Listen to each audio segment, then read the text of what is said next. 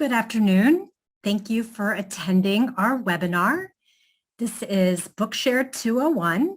Many of you might have participated in our Bookshare 101 webinars that we did earlier this year, or maybe in past years. And this is kind of a new thing we're trying. We realize there's a lot of things we can't really cover in that initial Bookshare 101 interview. So we put together this webinar to let you know about a few features that we often hear that people weren't aware existed. So thanks again for joining. Feel free to put any questions you have in the question and answer box, and we will answer them after we go through the presentation. I'm just going to go through a few slides real quickly. They're really mainly more for your reference after the webinar, but the bulk of the webinar will be the demos of the different features on the website. My name is Laura Ronberg, and I work with Bookshare. Some of you might have virtually met me on other webinars, so thank you again. Today we're going to cover how to assign books with reading lists, how to give individual memberships to students, how to organize your member roster, how to monitor your account usage, and how to request books. So in the Bookshare 101, we demonstrate how to assign books using the Assign button. We also have another way to assign books. We call them reading lists. And this is a way for you to create collection of books. You can have a reading list for topics such as 8th grade English. You can make a list for each student, a list on certain topics or interests, whatever works best for you. That's when you create your new lists. And then you also can subscribe or copy lists that Bookshare has put together on our Browse page, our special collections, or you can subscribe or copy lists that other sponsors in your organization have created. And again, we will demonstrate all that, but you access your reading lists from your My Bookshare page. Individual memberships are a great way to get students reading more. When students are just on the school account, they can only read the books that the teachers have assigned to them. But when you give them the individual membership, they can read books from the full Bookshare collection. And it's a really great way to encourage them to read more. They can read books that are interest to them, maybe their hobbies or books their friends are reading. And again, for these students who have struggled with reading for a lot of their schooling, they don't like reading. It's a chore. They're not confident. But if they can read books that interest them, not just what they have to read for school, it can really encourage their reading confidence and desire to read more. Those accounts are free. And it's really easy to initiate when they're on the school account. And again, I will show you that. They also then will have that account when they graduate, whether they go to post-secondary schooling or vocational education. They will still have their account and then can use that in their studies. And that account does remain free as long as they are a student. And if they're not a student, but they wish to maintain their account, then they just can convert it to the paid account, which is $50 a year. And again, the teachers can initiate that count or the parent can initiate that count. And teachers do it on your member roster. And parents do it on the students' My Bookshare page. There's also a couple ways to organize your roster. Some districts have maybe one account for the entire district. There can be hundreds of thousands of kids on that. You just want to see your students. You want to see the students in your school. There's different ways to filter and sort it, so that makes it easier. And also ways just to see your students on a school account. You can also monitor your account usage by selecting the organization info link on your My Bookshare page. You can see which students are reading what books, what date they access the book, and if you like, you can get a report of that. We also offer the option to request books. That's through our help center. And we do our best to get any books that an educator might need for students. As much information about the book as possible. We receive that request and we contact the publisher and If we can get the publishers a digital file of the book, we can get that into the collection pretty quickly. If not, we actually purchase the book and chop it and scan it and add it to the collection. That does take longer for that. Okay, so with that quick overview of what we're going to be covering, I am going to go to the website and show you how you do all these features. So I am logged in as a sponsor. I'm on my Bookshare page, and I'm going to select the reading list link. And here I have the option. You can see I have some set up already. I can either subscribe to an existing list or create a list. So if I want to do a new list, I would just hit the create button. You would give it a name. There's any description you want to put in there, and then you choose who you want to share it with. You can either share it just with the members that you add to the list, or you can share it with your organization, and that allows any sponsor on your account to be able to subscribe to it. So say you have 3 educators on the account who are all teaching the same 8th grade English class. One person makes the list and the others can simply subscribe to that. So that just saves time. Hit save. It's then going to, you have the option to add the titles and assign members to it. So naturally you need to assign the members to it. That's the way the students can access those books. You can select all your students, just a few of them, add selected members. That's it.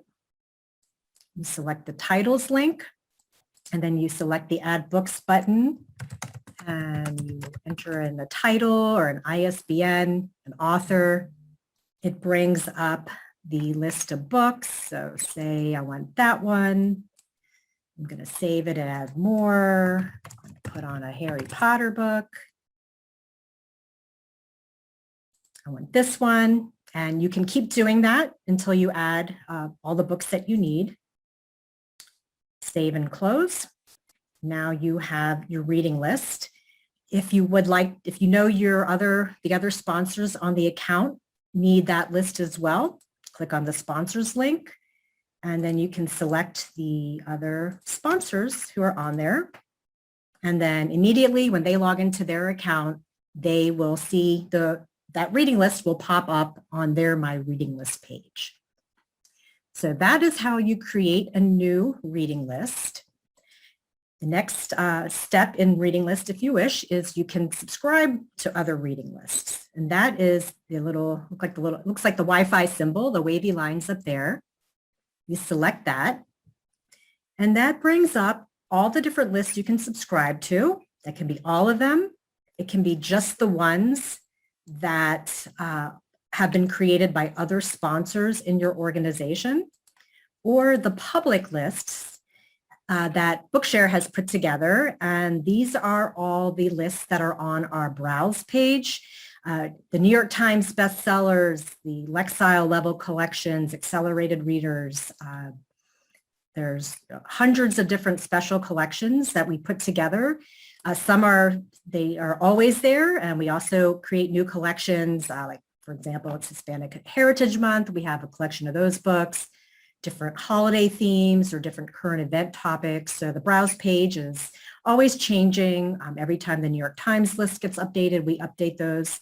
So you can subscribe to those, and then that adds it to your reading list. So say I want to subscribe to the accelerated reader with a score 6.0 to 6.9. I just hit subscribe. And now that is automatically added to my reading lists. I'll then go in and assign my members.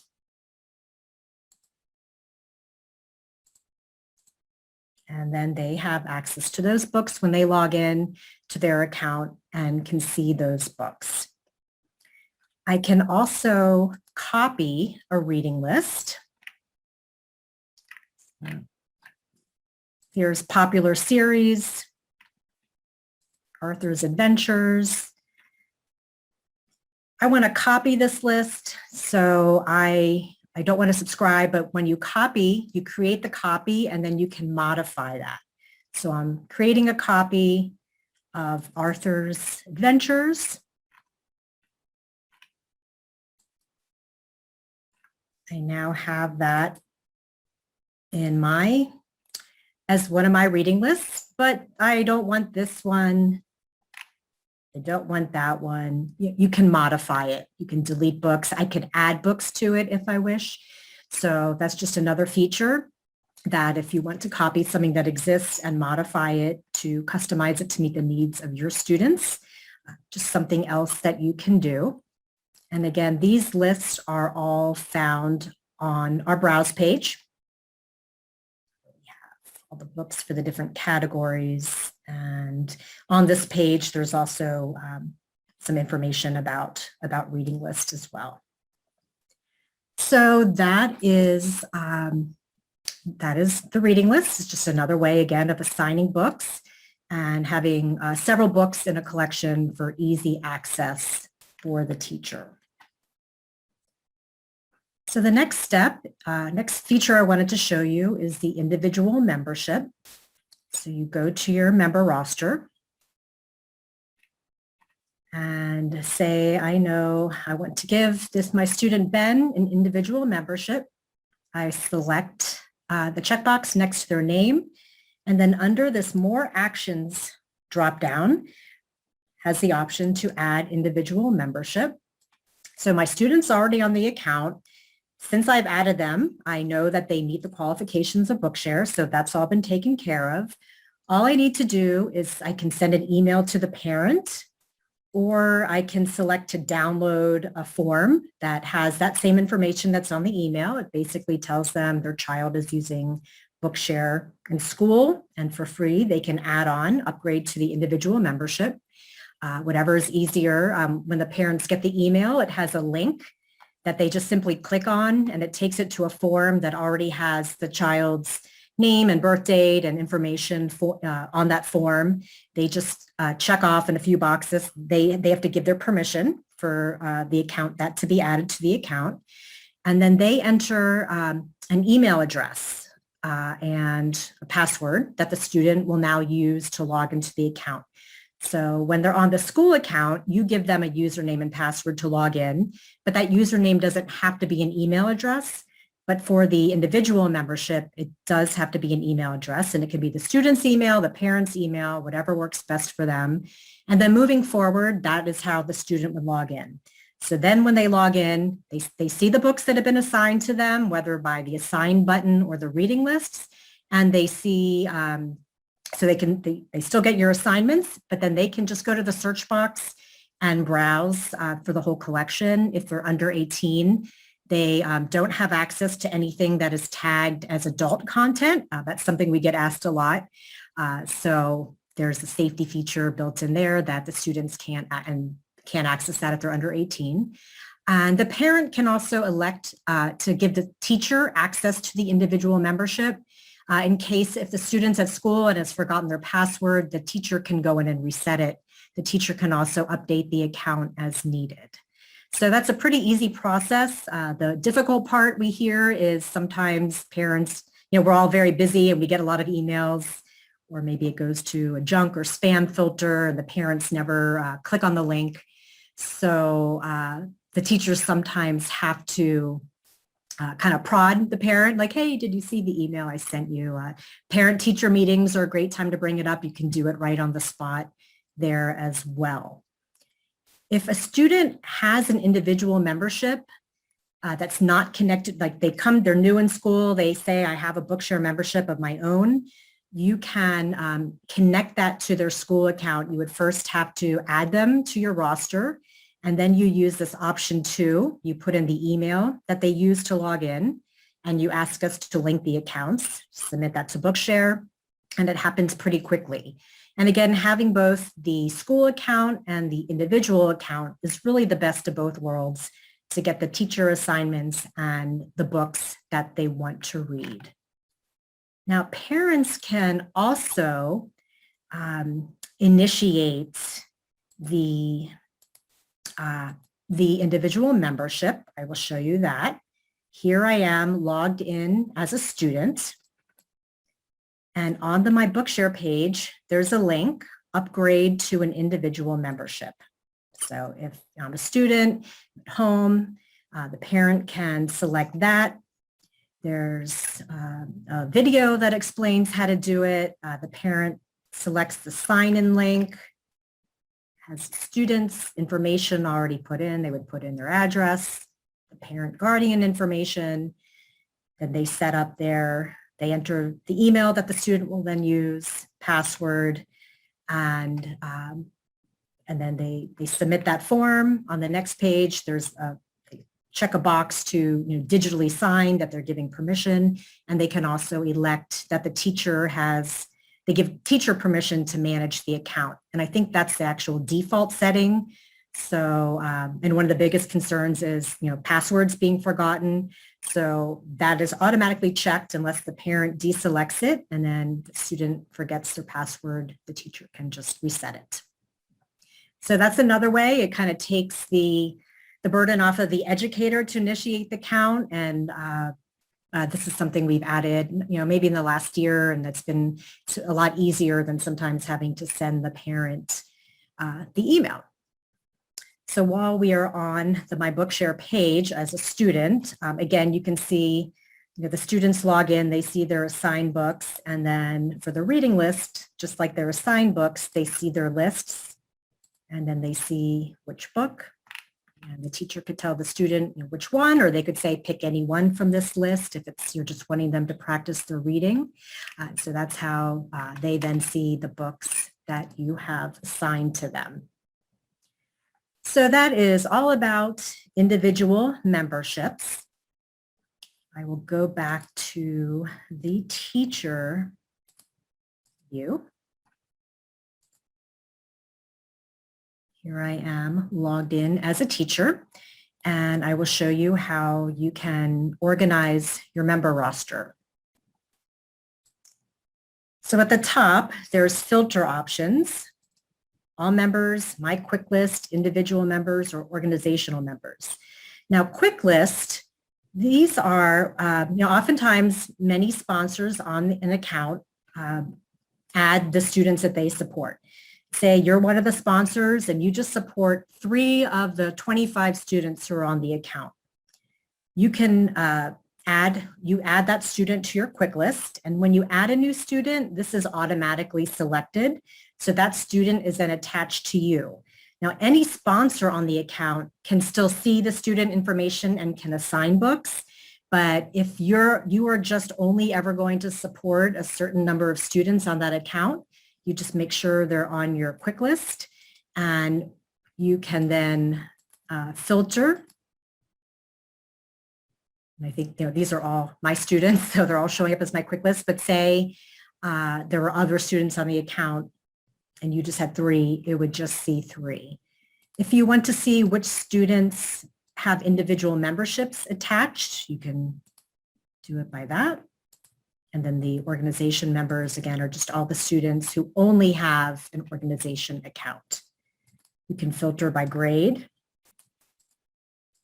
If there's more than one district on the account, there are a couple instances where a state actually has an account, and they might have students from many different districts, or a region, an educational region.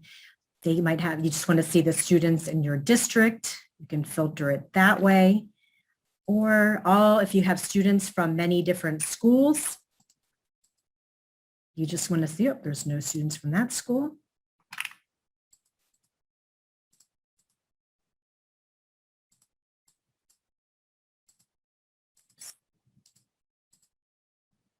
The computer is being really slow for some reason right now.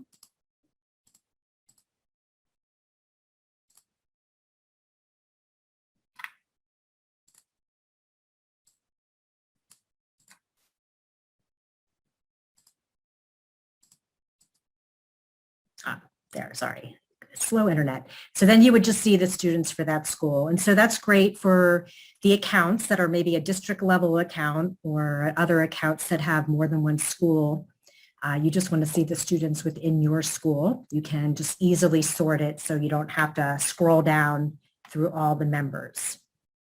And again, you can also sort by first name, last name, grade, birth date, or a member name. And again, there are accounts that have over 1,000 students on them, and it's just an easier way of just sorting through and quickly seeing your students. And when you have students on your quick list, when you are searching for books to assign and you hit the assign button and then the system asks you which members you want to assign to, it will have the members on your quick list at the top of the list. So you don't have to, again, scroll through all of that. So that is organizing your roster. And I see we have some questions in, and I will definitely get to them after we go through the demo. So the next thing I wanted to show you is how you get usage data on your account. We get asked that a lot. So from your My Bookshare page, you select the organization info and then organization downloads. Right now, what we're able to see is who's assigned the book to which student, what format that they were assigned, if there was a format chosen. But for students using kind of the mobile apps and smartphones and tablets, you don't need to worry about format. And then the date downloaded is the date that the student accessed the book. So if you ask a student to read a book and they say they read it and you look here and see they haven't, you know that they haven't. Not able yet to see how many pages they've read or how long they took to read. We hope to have that feature in the future. But at this point, you can just see who's reading which books. And again, you can filter by the districts. Again, you just want to see which students from a certain school, all users, recipients, and users here are, those are the sponsors. Those are all the sponsors, and then recipients are the students. So I want to see all that. It brings up this list of school, the student. Again, if a student goes and opens a book on their own that's been assigned, it shows that they're the one who's downloaded it. And if you want a report of this list, you can export it as a CVS file. And then you have the file, if you're keeping track of things, of the title, it's just that information on in an Excel spreadsheet.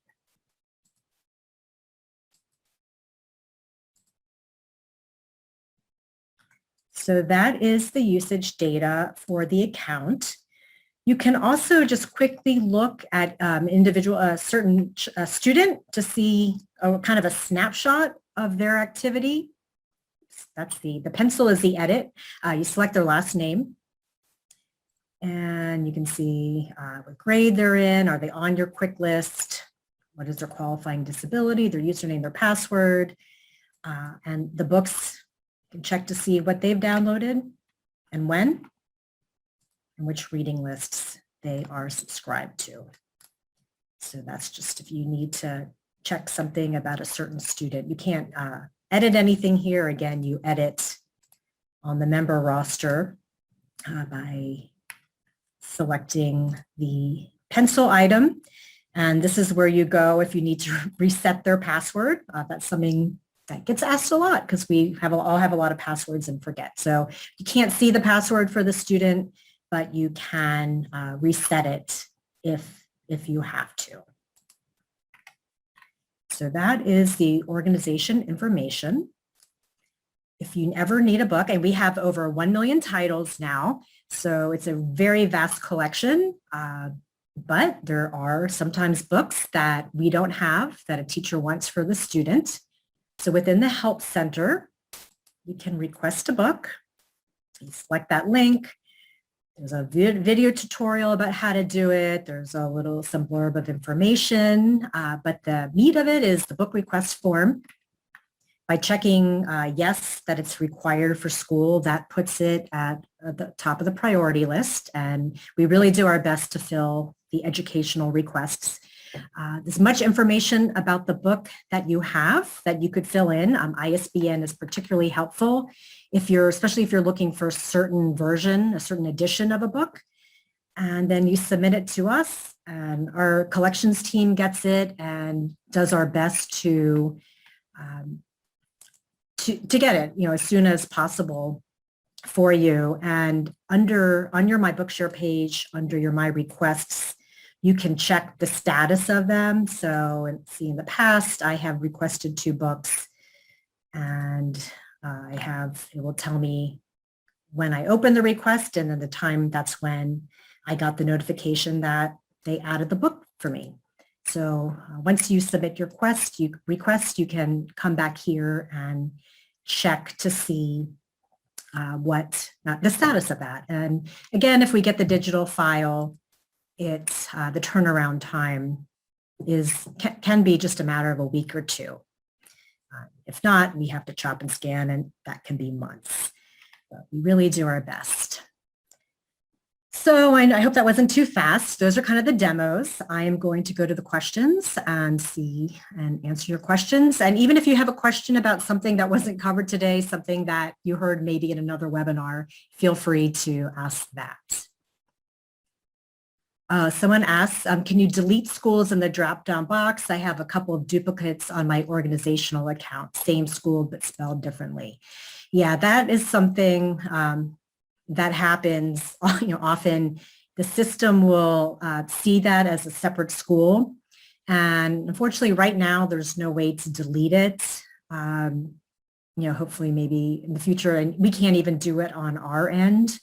Like, as you can see here, there's 2 of the same. So we just recommend when you're instructing other educators about adding the school information to the account, that there's some kind of convention, either do it all caps or not, or if you're going to say ES or elementary school, just come up with some sort of convention that makes it even, because if not, the sort won't work, and you will miss some of those. You might not get those students then. But if it's just only students from one school on the account, you don't need to you don't need to sort it by school, so you don't need that information. Someone asked, if I subscribe to a list, does this mean when I finish one book, Bookshare would remind me to download the next book on the list? No, the list is just simply a list of books that you've assigned to the students. And by subscribing to the list, if we update the list, it does update in your list. So like, especially if you subscribe to the New York Times, when we add the new books, when they update it, next time you logged in and looked at that New York Times list on your account, you would see those new ones added, but there's no sort of notification that there's been books added, or no reminders about that. Oh, someone asked, how do I remove a member who has left our organization? Do that on the members list. You would just select the edit, and then here's the remove member button. And you can remove the student just from your quick list, which doesn't delete them from the account. But if that student is no longer there, you would just delete the member.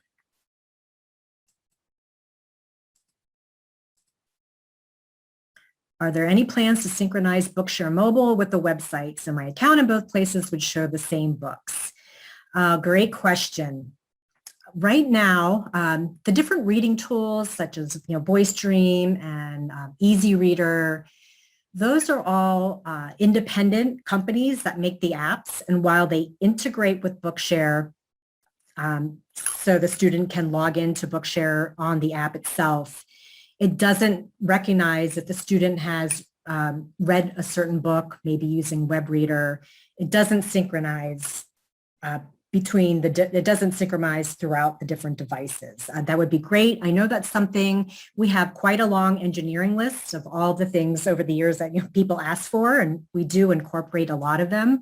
So at some point, that might be a feature. That would be great. We are coming out with an updated version of the Bookshare web reader. We hope that there'll be some beta testing of it for the public in January. And we are also creating our own iOS and Android apps. And this is kind of sneak preview stuff. They are in development now, but they will then, because it's all our product that we've created, they will synchronize. So that will help with that synchronizing feature, because right now it really is device dependent on what it's showing. So stay tuned for that, and stay tuned. Everyone will be given an opportunity to beta test the new tools when they're available. And the first one that should be ready for testing is the new web reader, which I've seen some of the work in progress, and it's much improved from the current one. So stay tuned for that. Another question, is there a way to re-download a book? So if a problem occurs and I have to download a book again, each time it counts against my quota. There really shouldn't be any quotas on the accounts. There's quite a high limit that's set just for some sort of administrative purposes. It's very rare an account hits their quota, but if you run into that, please just call our customer service and they'll just reset it. Yeah, we don't ever want to limit the number of books that people can access, but I guess it can happen if the account is downloading a lot of books. But it is quite high, but we don't put any restrictions on that, but sometimes it just takes calling our support team to get them to reset that. And their number and email address is at the bottom of the Help Center page. And we have people answering our phones 5 a.m. to 5 p.m. Pacific time. Sponsor asks, can Braille specialists be members or just teachers?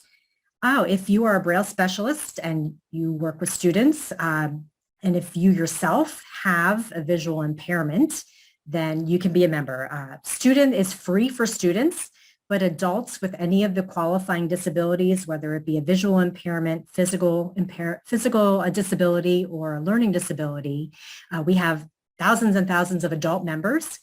Just if they're not students, they do have to pay the $50 a year.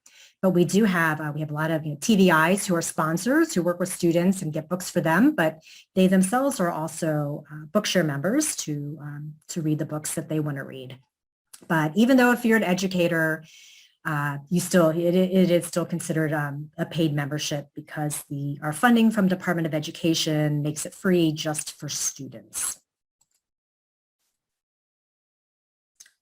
Is there a different process for setting up an individual account for students with physical impairment? The verification of disability form, I have one family was held. No, setting an account, it does not matter. Everything is the same, whether it's the physical, visual, or learning disability. If the student is already on the school account, then the parent they don't need to provide any type of proof of disability. They just click on that link and give the permission. If they're setting up an individual account outside of the school account, then there is a form that has to be signed by a competent authority, verifying that the person has a disability. And the competent authority, it can be the educator, the teacher who knows that the student has this disability. It can be a doctor, it can be an ophthalmologist, it can be a school psychologist, it could be any psychologist that maybe a parent has taken the student to be evaluated, for a learning disability, doctor, physical therapist, anyone that the law states the competent authority is anyone with professional expertise in this field that has either evaluated or seen the evaluation of the student. So they sign that form and submit that to us.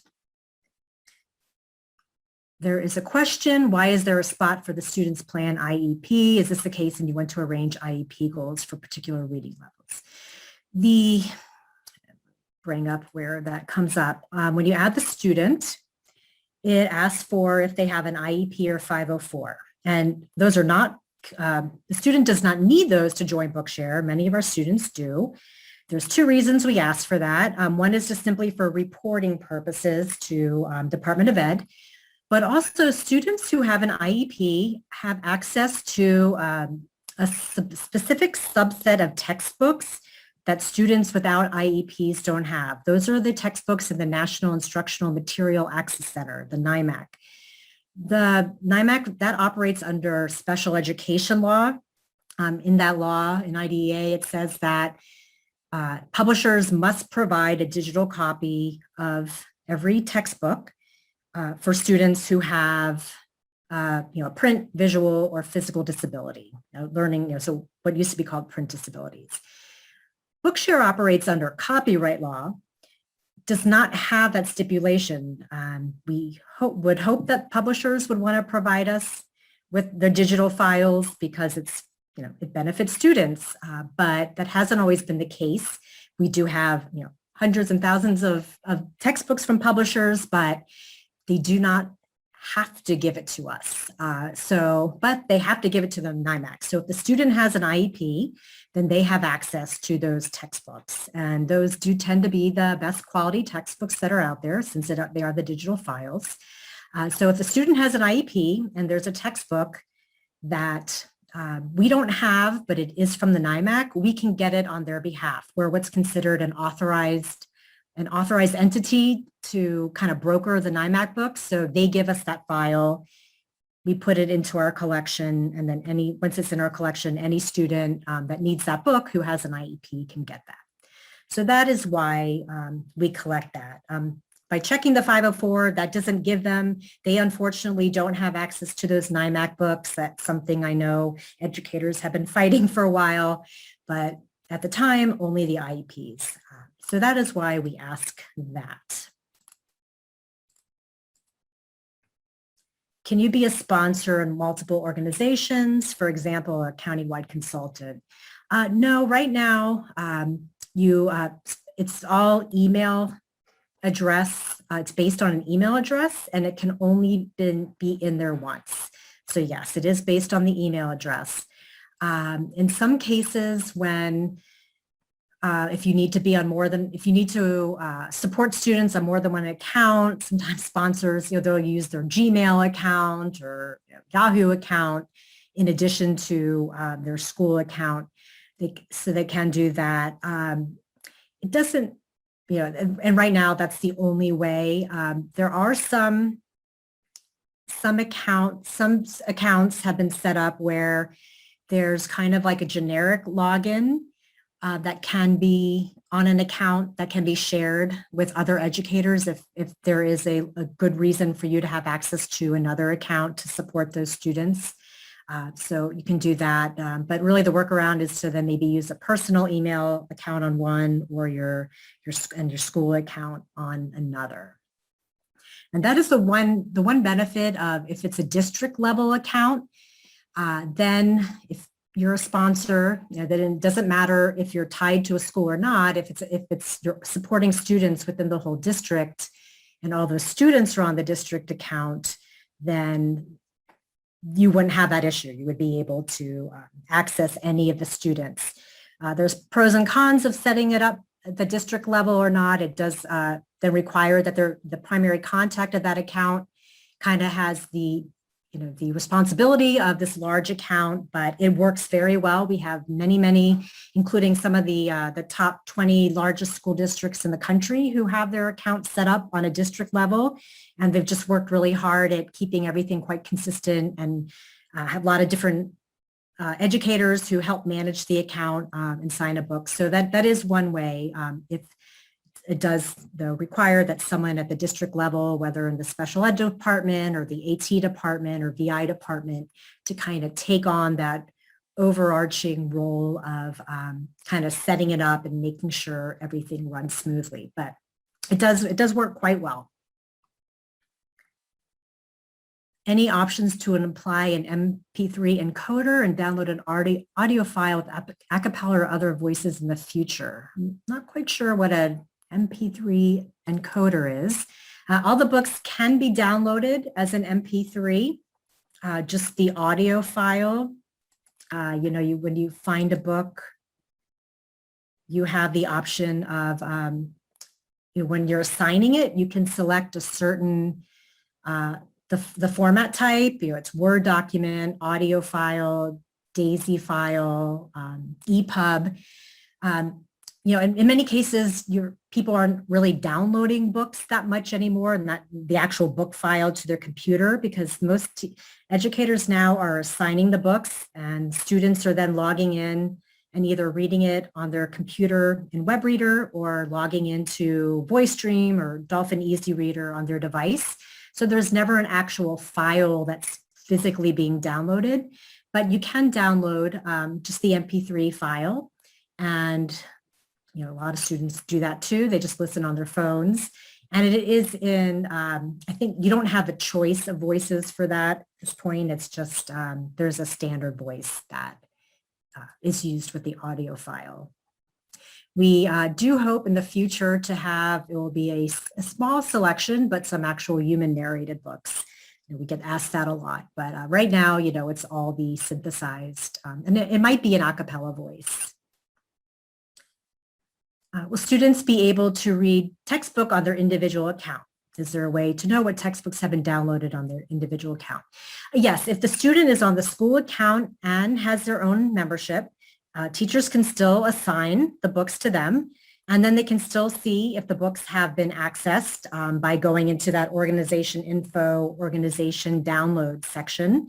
They would still see that. So they still can see what the student's reading for school. Teachers can't see what books students have found on their own. So if your student is reading a lot of Harry Potter, you might never know, but you can still, anything that you've still assigned to them, you can see if they have accessed that. Oh, someone just asked, they had asked about removing members, but realized they wanted to ask about leaving sponsors. Yes, you can remove sponsors. Same way you add, you remove members, you select, select their name and then remove sponsor. And then remove sponsor. And they are then removed from your sponsor list. And this is really important. We know educators move around to different schools and they might leave the school that the account is set up for and go to a new school and want to use Bookshare. Then when they tried to create an account for that school, it will say email already in use. So that is how you would remove a sponsor, so then they could set up an account at their new school. Because again, it is email based, and if they're in the same district, it would be the same email most likely. So you would need to remove them. And same goes for members. If students, once they go to a new school, they can be added to their new school's account.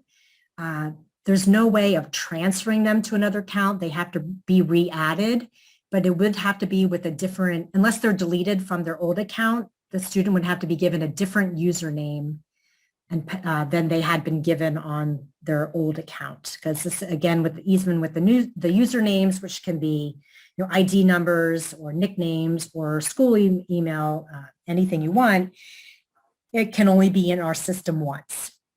So the student would have to be added with a different username. We would love for an easy way to transfer between accounts, but at this point, we cannot do that. Question, where do I find subscriptions for newspapers? I can search in the app, but I don't know where to find the website. On our browse page, there's browse newspapers and browse magazines. And here is we have national newspapers, a selection of magazines, and then organized by state. So as you can see, we have quite a few local newspapers from across the country. And I think the magazines, yeah, these are just, we don't have a lot. We get these from the National Federation for the Blind, from their newsline. They very graciously provide those for us, so our members have access to those texts. How do we lobby that students with 504 need to be added to NIMAC? They have a diagnosed disability on a federal document. That's a great point. You might want to, usually things kind of have to, you could go to your state Department of Education, but you'll contact your congressperson for your, whether you're a senator or representative, and let them know that that is something that's important to you as an educator.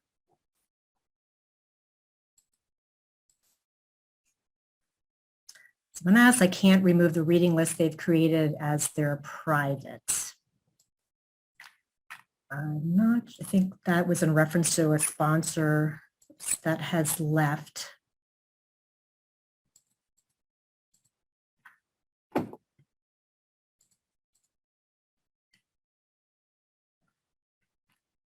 Sorry, my internet connection. So I can, if I'm subscribed to a reading list and I no longer want it, I can just unsubscribe by selecting that arrow. Next to the reading list, there's a trash can, but here it's grayed out. And here is a trash can that I can actually delete that reading list. And yes, I think if someone else has created, I'm not quite sure why this isn't, it says I created it. It might have been that another sponsor created that, and it can't be deleted here. Might want to contact our customer support. They might be able to do something in the back end. And again, that information is at the bottom of the our Help Center page.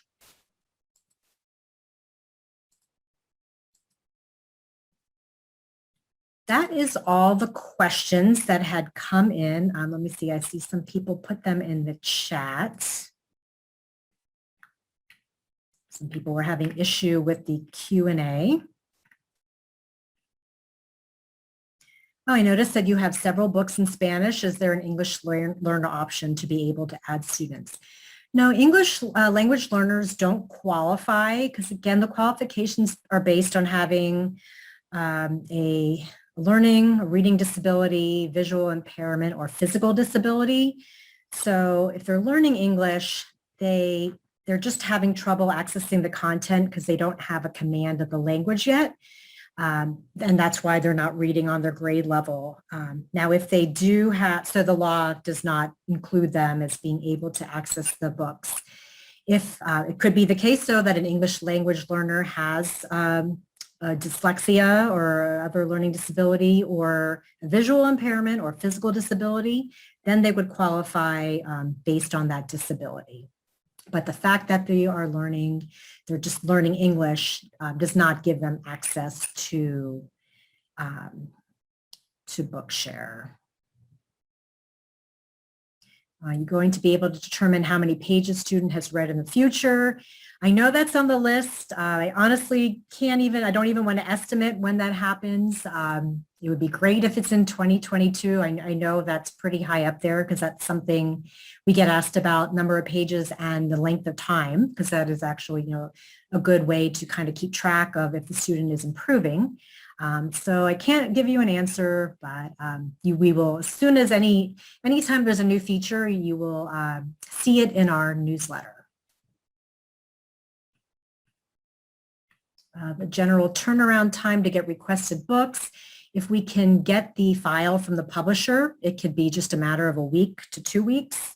If it's a book that we have to purchase, chop and scan, that can unfortunately be several months because when you scan it, sometimes jumbles the pages, and so it has to be proofread first. And we do have a very large and active volunteer contingency that one of the main volunteer activities is to proofread books, and in many cases the volunteers are our members, but it does take the manually reviewing the pages to make sure things are in order. Someone's asking, can you clarify the difference between EPUB format and web reader format? Okay, so every book can be downloaded in a variety of formats.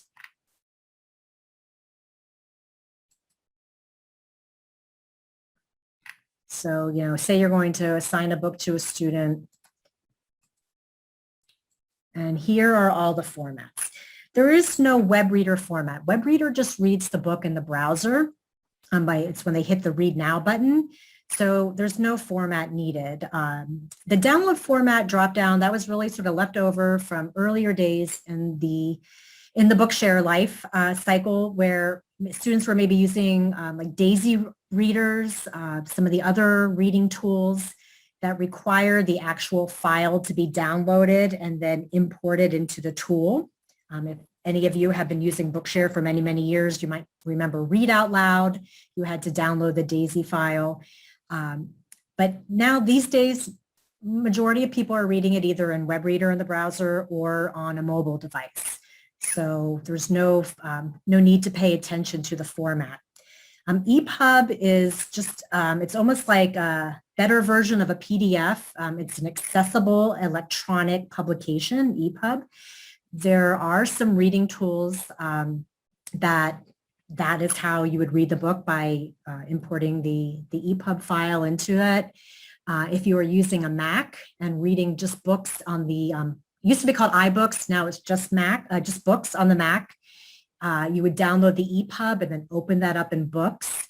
But unless you are using a reader that specifies that it requires an EPUB, it's really the only time you would need to specify and actually download the file. So that's kind of the difference there. If you want the book in audio, you would select the audio. If you want just a Word, we do make every book available as a Word document. You download it just as any other Word document. You don't have any the text-to-speech associated with that unless you were using a computer that has a screen reader. But in some cases, if a student maybe just needs a large font, you can download the Word document and just make the font really big or change the color of the font if that's something that would help them track and read. And that's a simple, no tool needed. You download it. Once it's downloaded, you don't need an internet connection. Maybe you just want someone to read one chapter of that. Just cut out that chapter, but you would download it. You select Prepare, confirming that I want this for that student. And then it just downloads it onto your computer, wherever the downloads go. So whether you're using Chrome or Firefox or Edge, it goes to your downloads folder and then you just open it like any other document. But you really don't need to pay attention to the file format type unless you are just want the audio or just want Word, or using a assistive technology device that requires a specific type of file. I believe, kind of through the engineering wizardry backends, when you assign a book and the student goes and opens it on VoiceStream or Easy Reader, it is using the EPUB, the EPUB file, but you kind of don't need to know that. You don't need to do anything about that. It's just how the books are transferred. But, you assign the book to the student and then they log in to the website if they want to see what's assigned, but they can also just log into the app. Just recently, both VoiceStream, they have incorporated now when you log into VoiceStream, you see your assigned books and you see your reading lists. That's a relatively new feature. And with Dolphin Easy Reader, they have the reading list link and they are in the process of rolling out an upgrade. I understand they do it on a rolling, a kind of, 1 week, X number of people get the update in their app. And so it doesn't all happen at once. But within the next couple of weeks, everyone who has that app should have, when they log in and go to find the books, they will see, my assigned books, this is when the students look in, or my reading list. Because currently, if you're using Dolphin, you have to search for the title. A student doesn't actually see in the app what's been assigned to them. But that's changed with VoiceStream and changing now with Easy Reader. But we always say, for students to know what has been assigned to them, tell them to log in and then they can look at it on the website. They don't have to read it on the website, but then they see what books have been assigned to them. Again, yeah, I'm not quite sure why that trash can is grayed out, but I'm curious. I'm going to find out. With America's Treaty, is there a good way to specify which content provider I want to search? For instance, if I want Canadian books, RNAB, Seeing Eye Library. Oh, that is a good answer. America's Treaty kind of opened up trying to blur the lines. Right now, books have been copyrighted for specific countries. I think the majority of the world's countries including the US, have signed on to that treaty to make books available. I know that was something the founder of Benetech that runs Bookshare was very involved with, making sure that was ratified. Right now, there's not a way to see which books are from which collections, just as countries have, everyone's kind of on a different timetable of enacting that treaty. They just will be part of our collection, but there's not a way of going to our site and searching for a book that's specifically coming from that library. Any plans to streamline clean copies? For instance, I heard Library of Congress has a press-ready ebook of every new book published, but they're unavailable for conversion. That's a great question. It would make sense that if the Library of Congress has that we would be able to have access to that for the qualified students. I'm not quite sure about that, but I definitely am curious as well, and I will try to find out.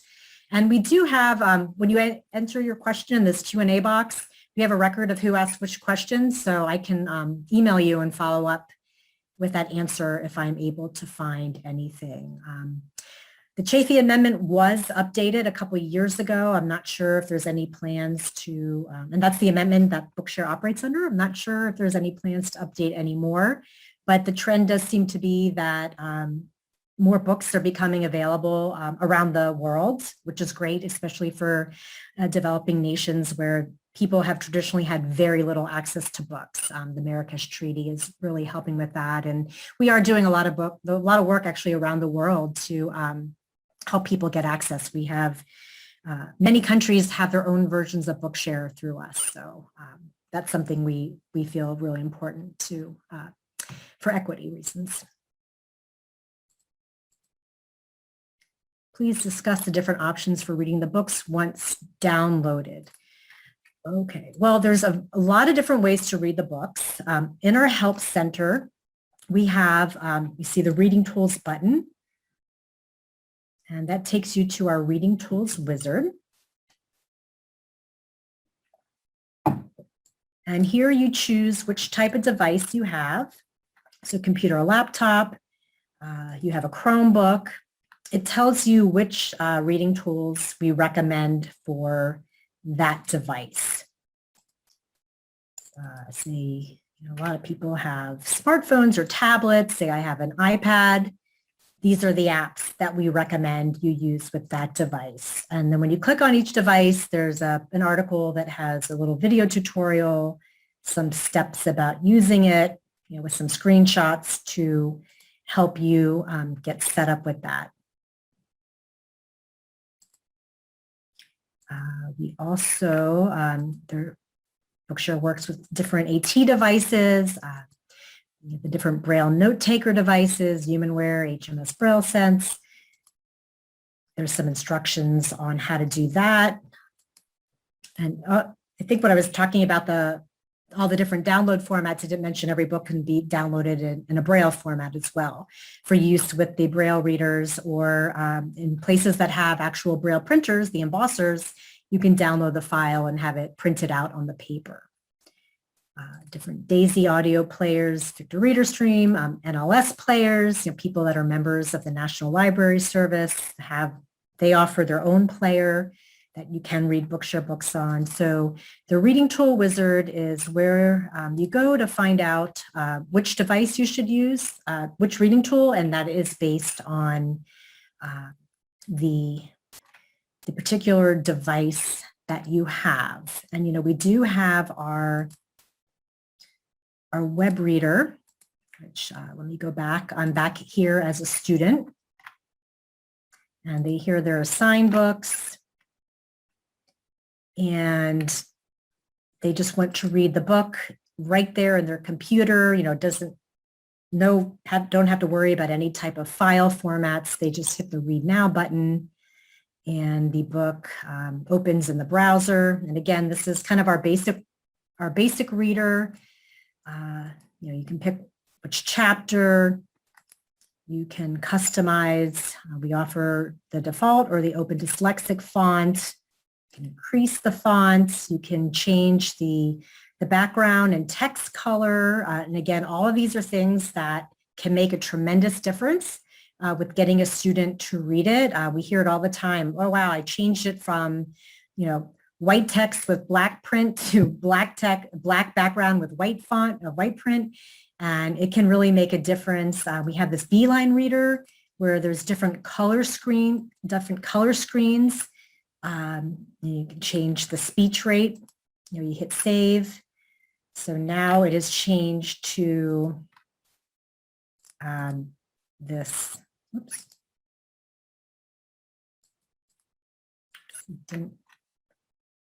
Did not save my.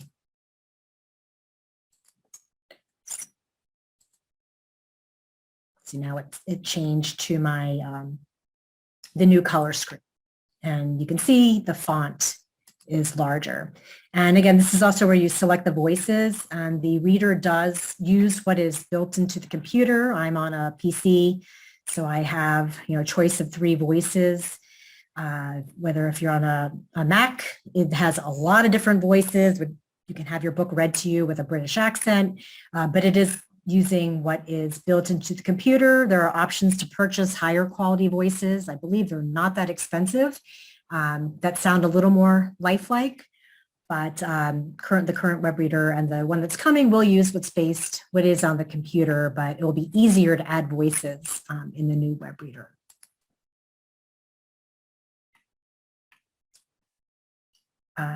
Someone's talking about Easy Reader and Voice Stream. Those are both 2 apps. It doesn't seem to accept my credentials for Bookshare. Not sure about that. You might need to call their support. You log in. Now, again, if you're a sponsor, you're not able to read books in VoiceStream or Easy Reader because the books are only available to the student. So you'd have to log in with the student's credentials to be able to access the books. Well, we are at time. Hope that answered most of the questions. Higher quality voices, you can just search on Google for those. You just add them to your computer and then the reader should see them as optional voices. You go into your computer settings for that. If you have, I am going to go back to the PowerPoint. I'll put up the slide with my email address. Again, we do have our help and learning centers that have great resources. Here is, I am Laura R. at benetech.org. Feel free to email me with any questions. When the webinar ends, a 3-question survey pops up. Please fill it out. It really helps us improve our webinars. And again, this is the first time we've done a Bookshare 201. So feedback would be really appreciated for moving forward. If there's more information that should be covered, less of certain things, we'd love to hear. And again, feel free to contact me directly. Thank you all for sharing this hour with me, and I hope everyone has a great rest of the day.